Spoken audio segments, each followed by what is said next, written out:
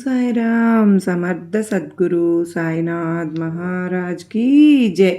మన సాయి బిడ్డలందరికీ నమస్కారం అండి. ఎలా ఉన్నారండి? ఏం చేస్తున్నారు? అందరూ కూడా సుఖంగా సంతోషంగా ఎప్పుడు కూడా ఆయురారోగ్యాలతో అష్టైశ్వర్యాలతో ఉండాలని మనస్ఫూర్తిగా బాబా వారిని కోరుకుంటూ ఆ సాయినాథుని కృప కరుణ కటాక్షములు మనందరిపైన నిండుగా మెండుగా ఉండాలి అని చెప్పి మనస్ఫూర్తిగా బాబా వారిని వేడుకుంటూ ఈరోజు వీడియో అయితే స్టార్ట్ చేస్తూ ఉన్నాను. ఈరోజు సాయినాథుడు మనకు సాయి సందేశంగా ఏం చెప్పబోతూ ఉన్నారంటే, బిడ్డ మీకంటే బాగా మీ గురించి నీ బాబాకే తెలుసని మీరు ఏమి అనుకుంటున్నారో, ఏం చేస్తున్నారో, ఏం చేయబోతున్నారో కూడా నీ సాయికి తెలుస్తుంది.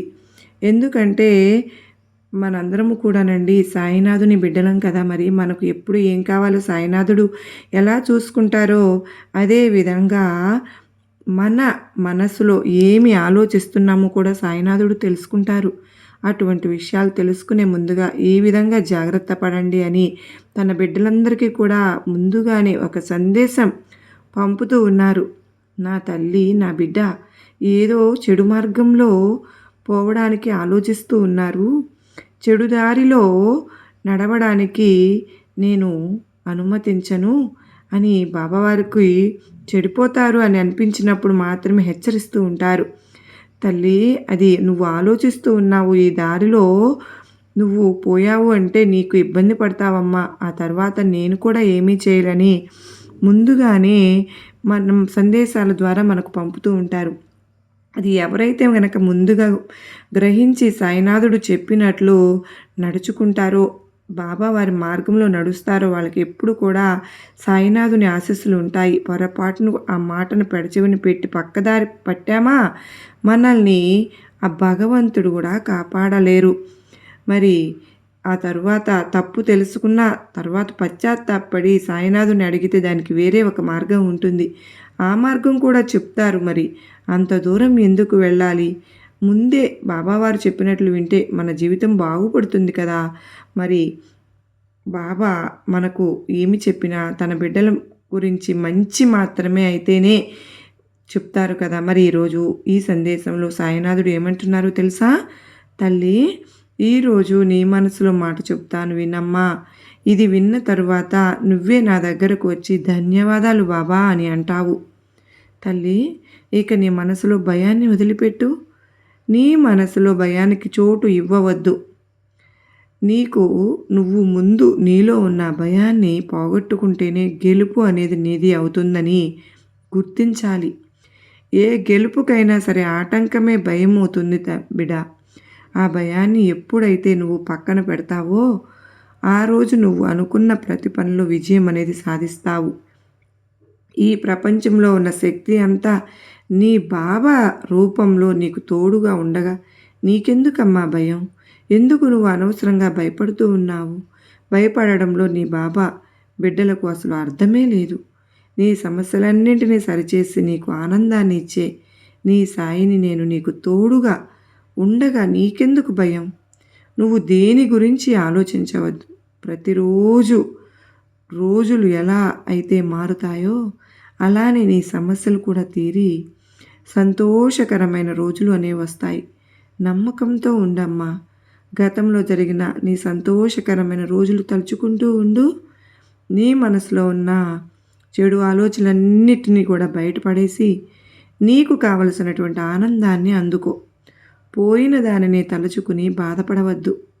ఎందుకంటే నువ్వు ఇంకా నీ జీవితంలో మంచి ఫలితాలను పొందబోతున్నావు.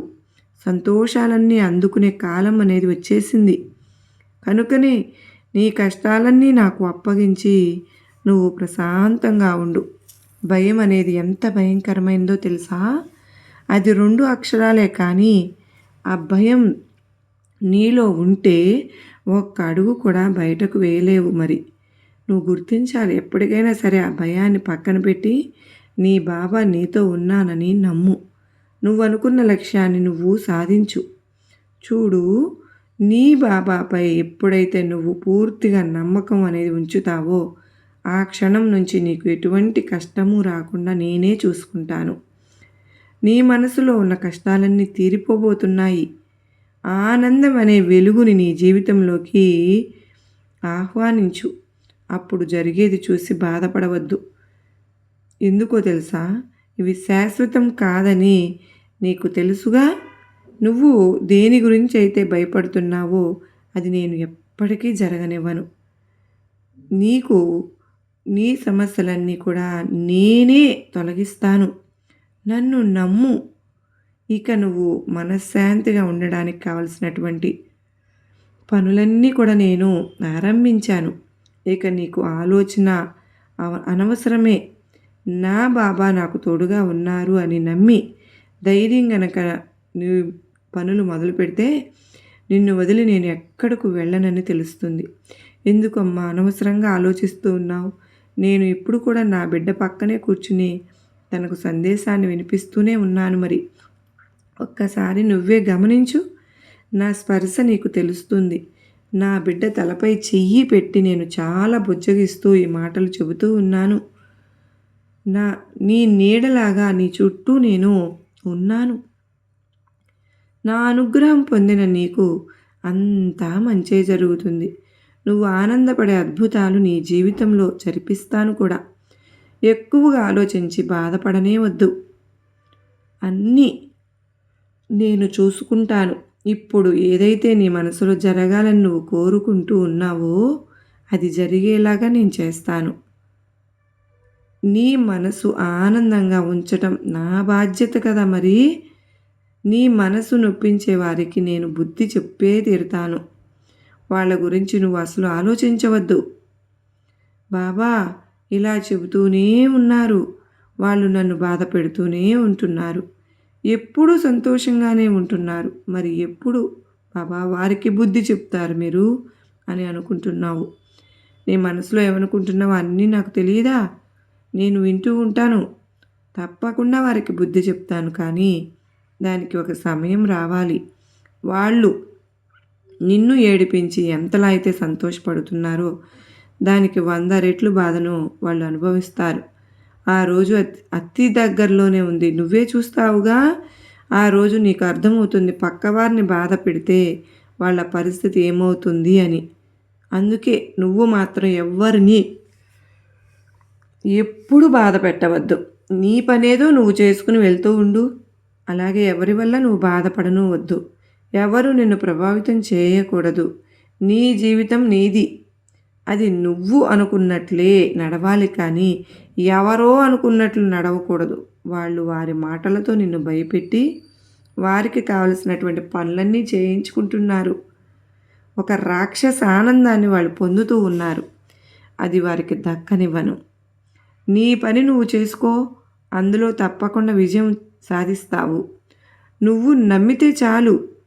అది మంచి పని అయితే చాలు. ఎవ్వరికీ సమాధానం చెప్పాల్సిన పని లేదు. ధైర్యంగా ఆ పని నువ్వు చేసేయవచ్చు. ఎప్పుడు నీ బాబా నీకు తోడుగా ఉన్నానని మాత్రం గ్రహించు. చెప్పాను కదా, నిన్ను ఎవరైతే హేళన చేస్తూ ఉన్నారో, ఎవరైతే అవమానిస్తూ ఉన్నారో వారందరూ తగిన శిక్షలు అనుభవిస్తారు. అవి మామూలు శిక్షలు కాదు. ఎందుకు ఇలా బతికే ఉన్నాను అనేది వాళ్ళు అనుకుంటారు కూడా. అటువంటి శిక్షలు వాళ్ళు అనుభవించబోతూ ఉన్నారు. ఎందుకు తెలుసా? వారు చేసిన తప్పులు మామూలువి కావు. ఒకరిని అనవసరంగా ఒక మాట అని బాధ పెడితే ఆ కర్మ తప్పకుండా వారు అనుభవిస్తారు కూడా.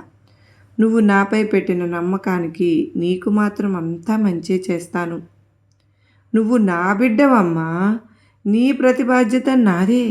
నేను నా బాధ్యతగా తీసుకుంటాను. నువ్వు చేసే ప్రతి పనిలో నీకు నేను తోడుగా అండగా ఉంటాను.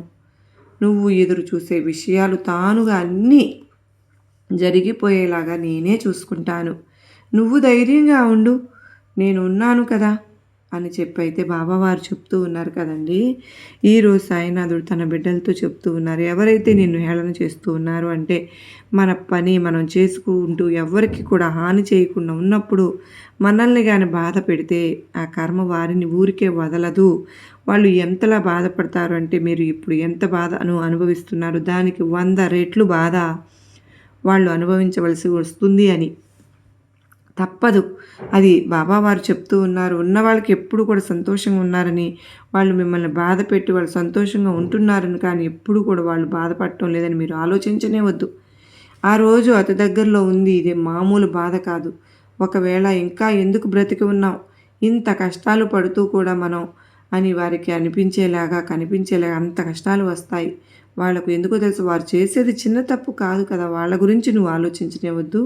నీ ధర్మాన్ని నువ్వు నమ్మితే, నువ్వు మంచి మార్గంలో నడుస్తూ ఉంటే, ఎవరి గురించి నువ్వు పట్టించుకోవాల్సిన పని లేదు. నీ పని నువ్వు చేసుకుంటూ వెళ్ళు అంటూ సాయినాథుడైతే తన బిడ్డలకు మరొక విషయం కూడా చెప్తూ ఉన్నారు. అది మన జీవితం, మన అభిప్రాయాల వల్ల మన జీవితం ప్రాబల్యం అవుతుంది. కానీ ఎవరో చెప్పిన డిసిషన్స్ వల్ల, ఎవరో మనల్ని బ్లేమ్ చేయడం వల్ల మన జీవితం ప్రభావితం కాకూడదు కదా! మరి సాయినాథుడు అంటూ ఉన్న నిజమే కదా! మరి ఆ జీవితం మారాలి అంటే అది మన డిసిషన్ అయ్యి ఉండాలి. అంతేకాని ఎవరో ఏదో అన్నారని మన జీవితాన్ని మనం బాధ పెట్టుకుంటామా? వాళ్ళు ఎవరు మనల్ని అనడానికి? వాళ్ళు ఎవరు మన జీవితాన్ని ప్రభావితం చేయడానికి? మన జీవితాన్ని మనమే ప్రభావితం చేసుకోవాలి కానీ, మన జీవితంలో ఎవరికైనా సరే ఏంటి వాళ్ళు మనను ఇబ్బంది పెట్టాలని చూస్తూ ఉంటే, వాళ్ళ కర్మను వాళ్ళే అనుభవిస్తున్నారని తెలుసుకోవాలి. తెలుసుకునే రోజు తొందరలోనే వస్తుంది. ఎవరి ఎవరి ప్రభావం కూడా మన పైన ఉండకూడదు. ఎవరి ప్రాబల్యం కూడా మన మీద ఉండకూడదు. వాళ్ళ జీవితం వాళ్ళది, మన జీవితం మనది. ఈ ఒక్క విషయాన్ని మనం గుర్తుపెట్టుకుంటే గనక మన జీవితంలో మన లైఫ్ ప్రభావితం అనేది చేయడానికి ఎవ్వరికి కూడా అధికారం అనేది లేదు. అది ఒక్క మనకు తప్ప కనీసం ఇప్పటి నుంచి అయినా సరే సాయినాథుడు ఈ సందేశం తన బిడ్డలకు వినిపించిన తర్వాత అయినా సరే మన జీవితాన్ని మనం జీవించదాలి. ఎవరి మాటలో పట్టించుకొని మన జీవితాన్ని నాశనం చేసుకోనే కూడదు. సంతోషంగా ఉండాలి. ఉన్న జీవితాన్ని ఆనందంగా గడపాలి, ఆస్వాదించాలి. ధర్మ మార్గంలో నడుస్తున్న మనకు ఎవ్వరి మాటలు పట్టించుకోవాల్సిన పని లేదు. మన పని మనం చేసుకుంటూ ఆనందంగా ముందుకు వెళ్ళిపోదాం. మనకు ఎప్పుడు కూడా సాయినాథుని ఆశీస్సులు ఉంటాయి. మనకు అవి ఉంటే చాలు, ఏమైనా సాధించగలుగుతాం. ఎవరున్నా లేకపోయినా సాయినాథుడు మనకు తోడుగా ఉంటే చాలు కదా! మిగతావన్నీ వాటంతట అవే వచ్చేస్తాయి. అది ఒక ధన ప్రాప్తి కాదు, సంతోషం, ఆనందం, బంధువర్గం, స్నేహితులు, మంచి మంచి వాళ్ళందరూ కూడా మన చుట్టూ చేరిపోతారు. సాయినాథుడు తన బిడ్డలకు ఎప్పుడు హెచ్చరిస్తూనే ఉన్నారు. చుట్టూ ఎంతమంది ఉన్నా కానీ వాళ్ళను మీరు నమ్మవద్దు. అలాగే మీ శ్రేయోభిలాషులు ఎవరైనా ఉంటే వారు ఏమీ ఆశించకుండా మీ చుట్టూ ఉంటే వాళ్ళను మాత్రం ఎప్పటికీ దూరం చేసుకోనివద్దు. వాళ్ళు నిజమైన మిత్రులు, నిజమైన బంధువులు. అలాంటి వాళ్ళే మీ చుట్టూ ఎక్కువ మంది ఉండేలాగా తయారు చేసుకోండి చాలు. తన బిడ్డలకు సాయినాథుడు ఎప్పుడు కూడా చెప్తూనే ఉంటారు. ఆ విధంగా మనం నడుచుకోవాలి. అలాంటి బంధువులను పెంచుకోవాలి. అలాంటి స్నేహితులను పెంచుకోవాలి. ఇక మన జీవితంలో మన విజయాలను ఎదుర్కొనే వాళ్ళు, ఎదురొచ్చేవాళ్ళు ఎవరు కూడా ఉండరు. ఎవరు కూడా మనల్ని చూడడానికి కూడా సరిపోరు. అంతలా ఎదిగిపోతాం. అలాంటి మన మంచి కోరేవాళ్ళే మన చుట్టూ ఉంటే కనుక ఈరోజు సాయినాథుడు తన బిడ్డలకు చెప్తూ ఉన్నారు. మరి నేను నీకు రక్షణ వలయంలాగా ఉంటాను అని బాబావారు చెప్తూ ఉన్నారు. నువ్వు ఎటువంటి ప్రమాదంలో పడకుండా ముందుగానే నా బిడ్డలను హెచ్చరించుకుంటూ ఉంటాను. నేను ప్రమాదాలు ఎదురైనా సరే తరువాత నాకు వారు వాటిని తట్టుకోలేరు కనుకనే ముందే నేను జాగ్రత్తగా నేను ఈ సందేశాలు పంపిస్తూ ఉన్నాను. మరి చూడు, నిన్ను ఎవరైనా తాకాలి అంటే ముందు నన్ను దాటి కదా నీ దగ్గరకు రావాలి. నువ్వు ఎటువంటి భయాలు అనేది నీ మనసులో పెట్టుకోకుండా ధైర్యంగా ఉండు. ఎందుకో తెలుసా, నువ్వు ఎవరు కూడా దాటి నీ ముందుకు రాలేరు నన్ను దాటి. ఆ విషయం నేను నీకు తెలుసు కదా, అందుకే సంతోషంగా ధైర్యంగా ఉండు అని చెప్తూ ఉంటాను. నిన్ను తాకాలి అంటే నన్ను దాటి రావాలి కదా. చూడమ్మా, నువ్వు ఎంతో కాలంగా సజావుగా ప్రశాంతంగా సాగిపోతున్నటువంటి నీ సంతోషకరమైన జీవితంలోకి ఒక వ్యక్తి రాబోతూ ఉన్నారు అంటే జాగ్రత్త. ప్రశాంతంగా ఉన్న నీటిలో ఒక రాయి విసరగానే అల్లకల్లోలం అయిపోతుంది కదా. మరి అలాగే నీ జీవితంలో కూడా చక్కటి పచ్చని సంసారంలోకి ఇలాంటి అల్లకల్లోలం ఒకటి రాబోతూ ఉంది. ఏమరపాటుగా ఉండవద్దు. నిన్ను హెచ్చరించాలనే ఈరోజు నేను నీ ముందుకు వచ్చి మరీ చెప్తూ ఉన్నాను ఇన్ని విషయాలు కూడా. నువ్వు కాస్త జాగ్రత్తగా ఉండాలి అని. నీ కొన్ని రోజులు కనుక నువ్వు జాగ్రత్తగా ఇలా ఉండగలిగావు అంటే ఎవరితో మాట్లాడినా, ఎవరితో కలిసినా, పని చేసినా సరే నీ జాగ్రత్తలో నువ్వు ఉంటూ ఉండు. ఎవ్వరికీ కూడా చెప్పుడు మాటలు నువ్వు వినవద్దు. నీ కుటుంబంలోకి కలహాలు అనేవి తెచ్చుకోను వద్దు. మరి ఎవరు కొత్తగా నీ జీవితంలోకి వస్తూ ఉన్నారు అని బాబా అని అడుగుతూ ఉన్నావా? అసలు వీరి వల్లనే నమ్మ నీ జీవితంలో ఏం జరగబోతుందో తెలుసుకోవాలి అనుకుంటున్నావు. బాబా వాళ్ళని నేను ఎలా గుర్తించాలి? నేను అసలు ఎవరికీ కూడా హాని అనేది చేయలేదు కదా బాబా! ఎలాంటి ద్రోహము కూడా నేను ఎవరికీ తలపెట్టలేదు కదా తండ్రి! అది మీకు కూడా తెలుసు కదా! మరి అటువంటప్పుడు నన్నెవరు మోసం చేస్తారు? ఎవరు నాకు హాని తలపెడతారు? మరి వీలైనంత వరకు కూడా అందరికీ నేను సహాయమే చేస్తూ వచ్చాను. ఎలాంటి కీడు ఎవ్వరికి కూడా చేయనే లేదు బాబా. మరి ఎందుకు నాకు ఈ కష్టాలు అని చెప్పి మనసులో ఒక ప్రశ్న అనేది నీకు మొదలైంది కదూ. అందుకు సమాధానం చెప్తాను. మరి జాగ్రత్తగా నువ్వు వినాలి. చూడమ్మా, మోసం చేసేవారికి మంచివారా చెడ్డవారా ఎలాంటి మార్పు ఉండదు అని. మోసం చేయాలి అన్న ఆలోచన మాత్రమే వారి మనసులో మెదులుతూ ఉంటుంది.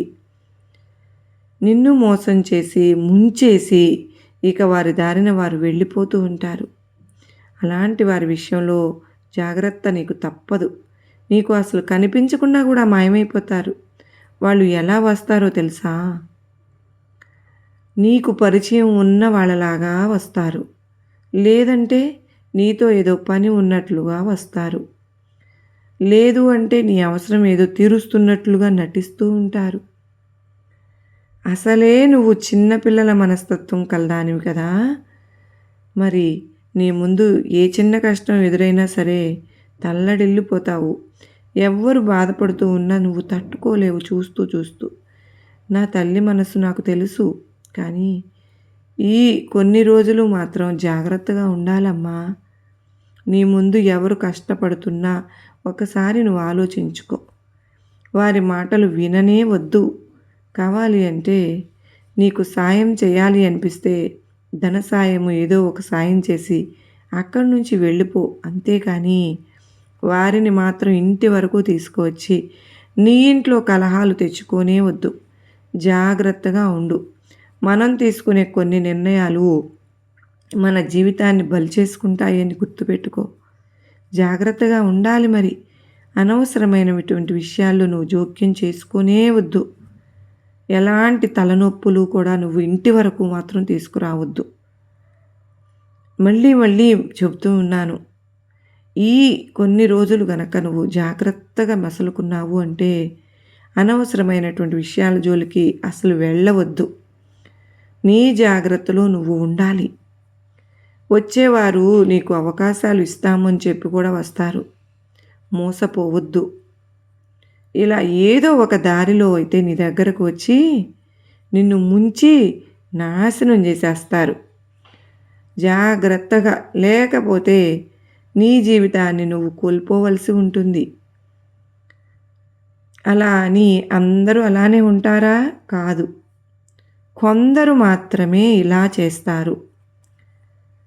మోసం చేసేవారు నీ చుట్టూ ఎంతోమంది ఉన్నారు కూడా.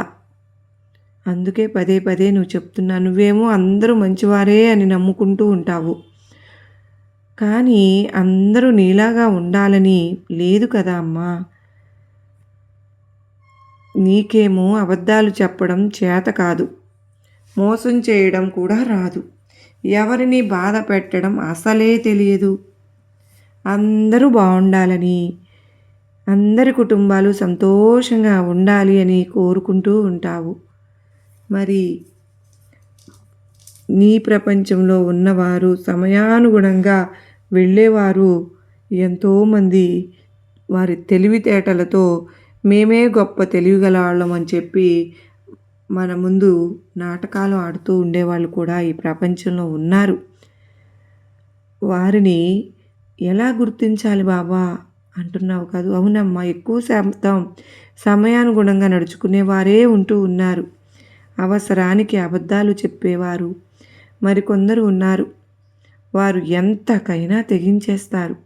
ఎటువంటి అబద్ధాన్నైనా సరే చాలా తేలిగ్గా చెప్పేస్తూ ఉంటారు. వారి మోసాలతో ఇతరులను మోసం చేసేవారు మరికొందరు ఉంటారు. ఇలా ఈ ప్రపంచం అనేది రకరకాలుగా ఉంటుంది. రకరకాల మనస్తత్వాలు కలిగిన మనుషులతో నిండిపోయి ఉంది. మరి తల్లి, నువ్వేమో అందరినీ ఒకటిగానే చూస్తావు. ఒక్కొక్కరికి ఎంత తేడా ఉందో నువ్వే చూడు. అందరూ ఒకలాగానే ఆలోచిస్తారు అని చెప్పి నువ్వు భ్రమపడుతూ ఉన్నావు. ఇక నువ్వు ఆ భ్రమ నుంచి బయటకు రావాలి. లేదు అంటే చిక్కుల్లో పడిపోతావు, సమస్యల్లో ఇరుక్కుంటావు.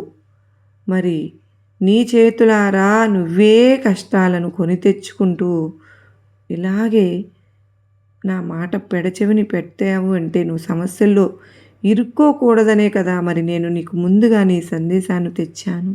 నువ్వు అజాగ్రత్త పడవద్దు ఎంత మాత్రము కూడా. ముఖ్యంగా నీకు కొంతమంది వ్యక్తులు పరిచయం జరగబోతోంది. ఈ వ్యక్తులు ఉద్యోగ వ్యాపార రీత్యా కూడా నీకు పరిచయం అవుతూ ఉంటారు. నువ్వు పని చేసే చోట కానీ, వ్యాపారం చేసే చోట కానీ, లేదా పరిచయం ఉన్నవాళ్ళుగా నీకు కానీ, లేదా ఎక్కడైనా సరే నీకు పరిచయం అవుతూ ఉంటారు. కనుక నువ్వు ఇటువంటి వారితో ఎంతవరకు ఉండాలో అంతవరకే ఉండు. మరి అతి చనువు అనేది పెంచుకోవద్దు. నీ రహస్యాలను మొత్తం వారితో అసలు చెప్పనే వద్దు. నీకు ప్రమాదం పొంచి ఉంది అని తెలియగానే వారిని దూరంగా పెట్టేసేయాలి. నీ మనసే నిన్ను హెచ్చరిస్తుంది కదూ జాగ్రత్తగా ఉండమని. మరి అలా అని గొడవకు దిగాల్సిన పని లేదు. నిదానంగా అక్కడి నుంచి వెళ్ళిపోవటమే పరిష్కారం. అది ఒక్కటి చాలు. అలా అని అందరినీ అనుమానించమని నేను నీకు చెప్పడం లేదమ్మా. ఎవరితో ఎంతవరకు ఉండాలో అంతవరకే ఉండాలి అని చెప్తూ ఉన్నాను. అన్నీ సవ్యంగా జరుగుతాయి. నీ కుటుంబ విషయాలను మాత్రం పొరపాటును కూడా ఎవరితోనూ పంచుకోనే వద్దు. ఎవరితో ఎలా ఉండాలో, ఎంతవరకు ఉండాలో, ఎంత హద్దుల్లో ఉన్న వారికి ఎటువంటి ప్రమాదాలు రావని మాత్రం తెలుసుకో. నీ జాగ్రత్తలో నువ్వు ఉంటే గనుక నిన్ను జాగ్రత్తగా రక్షించుకునే బాధ్యత నేను తీసుకుంటాను, సరేనా అని సాయినాథుడు అంటూ ఉన్నారు కదా. మరి ఈరోజు సాయినాథుడు చెప్పారు కదా, మనకు పరిచయం అయ్యేటటువంటి వ్యక్తి ఏ విధంగా అయినా రావచ్చు. మన బంధువుల్లోనే ఉండవచ్చు, మన ఉద్యోగం చేసే చోట అయినా ఉండవచ్చు, మన ఇంటి పక్కన వాళ్ళైనా కూడా ఉండవచ్చు, లేదంటే మనకు కొత్తగా పరిచయం అవ్వచ్చు కూడా. ఏదో ఉద్యోగం ఇస్తామనో, లేదంటే అవకాశం ఇస్తామనో, ఈ విధంగా ఏదో ఒకటి కారణం చూపించి మనకు పరిచయం అవ్వడానికైతే ప్రయత్నిస్తూ ఉంటారు. అయితే మనం గుర్తుంచుకోవాల్సినటువంటి విషయం ఏమిటంటే, ఆ వ్యక్తుల్ని మనం చూడటం మొదట అవ్వచ్చు, కానీ ఆ వ్యక్తి మనల్ని గమనిస్తూ ఉంటారు. ఎందుకో తెలుసా, సాయినాథుడు చెప్పినటువంటి మనస్తత్వాన్ని మనం విన్నాం కదా. మనం చాలా అమాయకంగా ఉన్నాము, అందరినీ గుడ్డిగా నమ్మేస్తూ ఉన్నాము. మనం ఎలా అయితే ఉంటామో అందరూ అలాగే ఉన్నారని నమ్ముతూ ఉంటారు. ఆ పొరపాటును కూడా ఎవరైనా సరే కన్నీళ్ళు పెట్టారంటే ఆ కన్నీళ్ళ కరిగిపోతూ ఉంటాము. తల్లి, అందరూ అలా ఉండరమ్మా. అది ఒక ముసుగు మాత్రమే. ఆ ముసుగు వెనక ముఖం నీకు కనిపించడం లేదు బిడ్డ. జాగ్రత్తగా ఉండకపోతే నీ జీవితాన్ని కోల్పోయే ప్రమాదం ఉంది అని చెప్పి సాయినాథుడు హెచ్చరిస్తూ ఉన్నారు కదా. మనం ఈ మాటలను భయపడాల్సిన అవసరం అయితే ఏమీ లేదు, కానీ మన జీవితానికి నచ్చినటువంటి ప్రమాదం అయితే ఏమీ లేదు. కానీ ఎప్పుడో తెలుసా, మనం జాగ్రత్తగా ఉంటే, మనం మన హద్దుల్లో ఉంటే, కానీ పొరపాటును కానీ సాయినాథుని మాటను అజాగ్రత్తగా ఉండి పెడచెవిన పెట్టి మన కుటుంబ విషయాలను కానీ, మన రహస్యాలను కానీ మనకు పరిచయమైనటువంటి వ్యక్తులతో, లేదంటే మనం బాగా నమ్మినటువంటి వ్యక్తులతో పంచుకుంటే మాత్రం జీవితంలో పెద్దగా నష్టపోవాల్సి వస్తుంది. చాలా నష్టపోవాల్సి వస్తుంది. దాని ప్రతిఫలం మీ జీవితమే అవుతుంది. అందుకే జాగ్రత్తగా ఉండండి. జాగ్రత్తగా ఉంటే ఎటువంటి ప్రమాదము లేదని సాయినాథుడు అంటూ ఉన్నారు. అలాగే సాయినాథుడు మరొక విషయం కూడా మనకు చెప్పారు. ప్రతి ఒక్కరిని అనుమానించమని నా ఉద్దేశం కాదమ్మా, నీ జాగ్రత్తలో నువ్వు ఉండమని మాత్రమే నేను చెబుతున్నాను అని సాయినాథుడు అంటూ ఉన్నారు. అంటే మనం ఎవరితో ఎంతవరకు ఉండాలో అంతవరకే ఉండాలి. మన జీవిత రహస్యాలను కానీ లేదంటే మన కుటుంబ విషయాలను కానీ ఎవరితోనూ పంచుకోనేకూడదు. డబ్బు విషయంలో కానీ ఉద్యోగ విషయంలో కానీ మన జాగ్రత్తలో మనం ఉంటే మన జీవితం ఎప్పటి వరకు ఎంత ప్రశాంతంగా నడిచిందో అంతే ప్రశాంతంగా ముందుకు వెళ్తూ ఉంటుంది. అలా కాకుండా పొరపాటున మనం నోరు జారామా, మాట జారామా, ఇబ్బందులను మనమే కొని తెచ్చుకొని వస్తున్నట్లు అని సాయినాథుడు హెచ్చరిస్తూ ఉన్నారు. జాగ్రత్తగా ఉండాలి.